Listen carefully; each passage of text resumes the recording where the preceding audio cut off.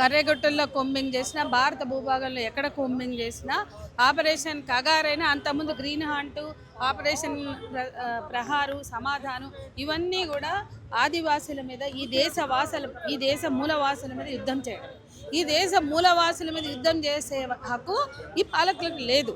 ఈ రాజ్యాంగం మీద ప్రమాణం చేసి రాజ్యాంగంబద్ధంగా పరిపాలిస్తామని చెప్పిన ఎవ్వరు కూడా ఈ దేశ ప్రజల మీద యుద్ధం చేసే హక్కు లేదు. ఈ దేశ ప్రజల హక్కులు హరించేది లేదు. ఇవాళ ఈ దేశ భూభాగాన్ని, ఆదివాసుల కాళ్ళ కింద ఉన్న భూముల్ని, ఆ భూముల కింద ఉన్న ఖనిజ సంపదని దోచివేయడానికి మాత్రమే ఈ యుద్ధాలన్నీ, ఈ ఆపరేషన్లన్నీ చేస్తున్నారు. Operation green haunt, operation Kagar 1, 2 వరకు కూడా కేవలం ఆదివాసుల హక్కుల ఉల్లంఘనే, ఆదివాసుల మీద దౌర్జన్యమే.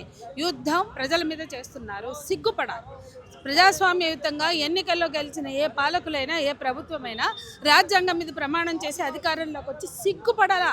ఈ దేశంలో మీడియా నుంచి, స్వచ్ఛంద సంస్థల నుంచి, ప్రజా సంఘాల నుంచి ప్రతి ఒక్కళ్ళు కూడా మనుషులను చంపేస్తుంటే, ఆదివాసీలను చంపిస్తుంటే చూస్తూ ఊరుకోవడం, ప్రశ్నించలేని ఒక బాధ్యతారాహిత్యం కనిపిస్తుంది.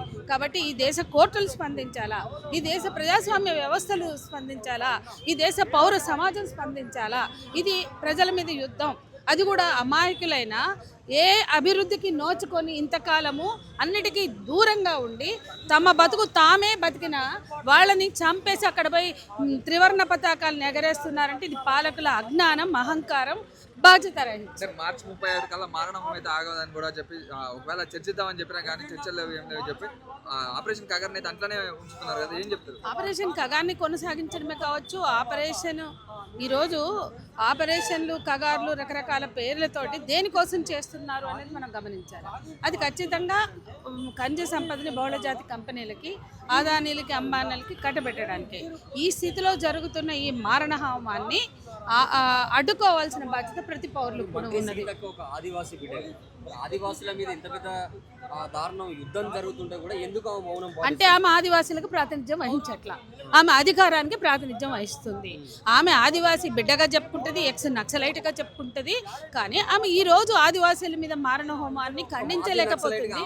అరే, ఆదివాసీల హక్కులని ఆమె అర్థం చేసుకోలేకపోతే, ఆదివాసీల మీద జరుగుతున్న ఊచకోతని, మారణ హోమాన్ని ఆమె ఖండించలేకపోతే అది ఆమె బాధ్యత వహించాలా.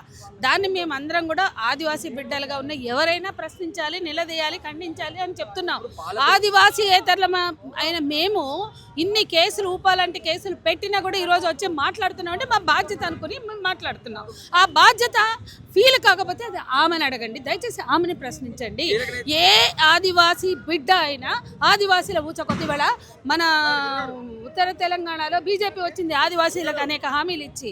వాళ్ళు ప్రశ్నించాలా, బీజేపీ అధికారంలోకి వచ్చి తోటి ఆదివాసీలని ఊచకోతకు వస్తుంటే మేము ఎందుకు ఓట్లేయాలా, మా ఆదివాసీలకి ఇంత అన్యాయం ఎందుకు జరుగుతుందని ఆదివాసీ ప్రజలు ప్రశ్నించాలి, ఆదివాసీ నేతలు ప్రశ్నించాలి. ప్రతి ఒక్కళ్ళు, ఒక్క సీతక్కే కాదు, అందరూ కూడా మాట్లాడవలసిన అవసరం ఉంది.